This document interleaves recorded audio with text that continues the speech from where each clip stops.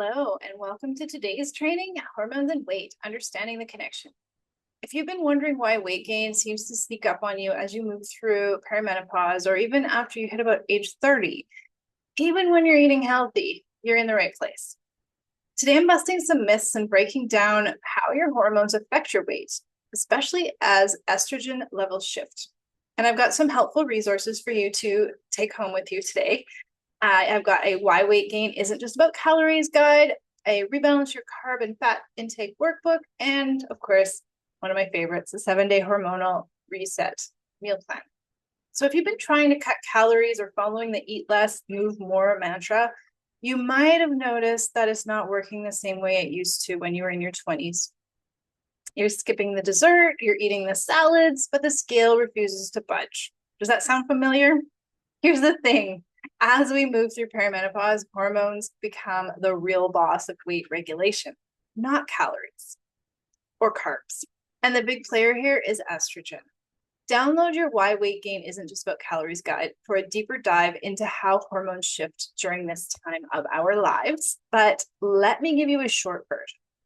As estrogen levels decline, it's like your body's fat storage switch gets a little bit more touchy.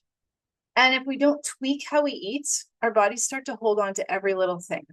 And here's a little bit of science for you, but stick with me. As estrogen levels drop, inflammation starts to rise.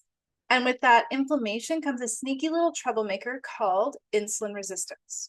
Insulin is a hormone that helps your cells absorb sugar from your bloodstream, also known as glucose, and use it for energy.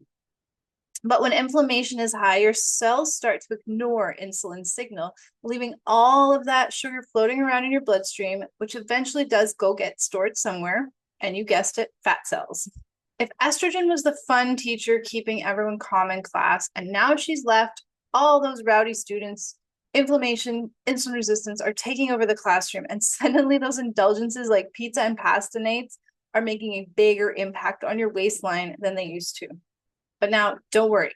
I am not going to tell you that you need to give up every food that makes you happy. We're not living on lettuce here. You can still enjoy that slice of pizza or 3, or your favorite dessert. The key is to tweaking how you balance your meals to work with your changing hormones instead of against them like we've been taught. This is where the Rebalance Your Carb and Fat Intake workbook comes in. Inside, you'll find a simple way to adjust your daily meals so that you're supporting insulin sensitivity instead of pushing it to its brink. It's all about finding that sweet spot with carbs and fats that keep your blood sugar stable and your cravings in check. So instead of saying goodbye to pasta forever, it's more like saying, hey, pasta, you're still invited, but we're going to pair you with some healthy fats and protein so you do not crash my blood sugar party. In fact, in my world, the occasional indulgence is actually part of the plan. Say it with me. Restriction is not the solution. Restrictive eating is like stretching a rubber band too tight. Eventually it snaps and you're right back to binging on the foods you tried to cut out. When you plan for your favorites, whether that's pizza night with friends or a special dessert or a couple of glasses of wine on date night, you're giving yourself the freedom to enjoy these foods without guilt or consequences. And when you adjust the rest of your week to balance these indulgences, your body can handle it like a pro, even in your 40s and 50s. So I put together the 7-day hormonal meal plan. And this plan shows you how to balance those indulgences with nutrient-dense, hormone-supportive meals throughout the week. So you don't have to worry about your favorite treats derailing your progress. Think of it like a roadmap to enjoying your food without sacrificing your goals. And as with all of my meal plans, you never have to follow it 100% exactly how it's laid out. And you can swap in and out your favorite ingredients or even recipes that look like they align with the overall template of one of the recipes. So what exactly should you be adjusting to support your hormones and manage your weights? So there are 3 things that you can start doing right away. First, focus on more protein and healthy fats. Protein is like a secret weapon for keeping you full and balancing blood sugar. However, don't overdo it.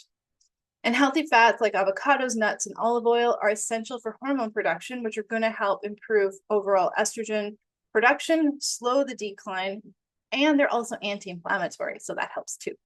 Number 2, embrace lower carb, but not no carb.